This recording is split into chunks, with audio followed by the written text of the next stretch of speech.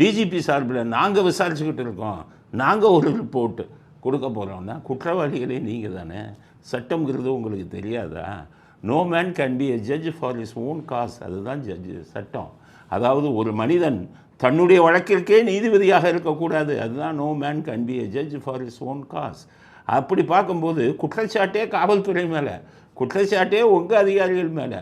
இதில் உயர் அதிகாரிகள்லாம் சம்மந்தப்பட்டிருக்கீங்களே. உயரதிகாரிகள் முதலமைச்சர் சொல்கிறது சொல்லி நீங்கள் எல்லாம் பேசாமல் இந்த மரண அடிப்பாங்களா? அப்போ உயரதிகாரிகளும் பேசியிருக்கீங்கல்ல. அதனால தான் அது சிபிஐ இதுக்கு அனுப்பியிருக்காங்க. பாவம் அந்த எஸ்பி ஒரு வட இந்தியாவிலேருந்து வந்திருக்கார். அவர் பார்த்தாலே அவரை பாவம் அவரை பலிகடாக்கி விட்டாங்க. பேசுனது பூரா உயரதிகாரி, கடைசி எஸ்பியை மாற்றம். அதனால தான் பாவம் அப்பாவி அதோட ஓடினவர் தான். இனி பாருங்கள், ஐபிஎஸ் விட்டே ஓடிடுவார். தமிழ்நாட்டிலே காவல்துறையில் கேவலமாக இருக்க, அரசியல்வாதிக்கு கூலிப்படையாக இருக்கான், நம்மளையும் மாட்டி விடுவான்னு பயத்தில் இவங்கெல்லாம் ஒன்று டெல்லிக்கு போய் நம்ம மாற்றிருங்க, தமிழ்நாடே வேணான்னு கேட்பாங்க.